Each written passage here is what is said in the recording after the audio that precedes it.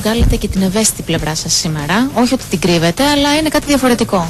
Καλά, εγώ δεν έκανα τίποτα. Μου ζητήθηκε και νομίζω ότι είναι υποχρέωσή μας να το κάνουμε. Δηλαδή, εμείς που μπορούμε να πούμε μια κουβέντα στην τηλεόραση ή στα μέσα και να μας ακούσει ο κόσμος και έχουμε αυτή τη μικρή εξουσία να μπορεί άλλος να λες κάτι και να σε ακούει, νομίζω οφείλουμε να το χρησιμοποιούμε κάποιες φορές και για κάτι καλό. Γιατί συνήθως το χρησιμοποιούμε για τους εαυτούς μας μόνο.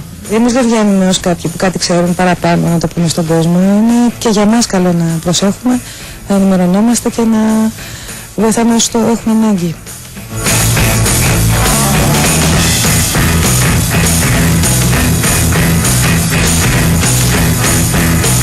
Η δικιά μου γενιά, ξεκινώντας τη σεξουαλική της ζωή, ήρθε αντιμέτωπη με αυτό το πρόβλημα.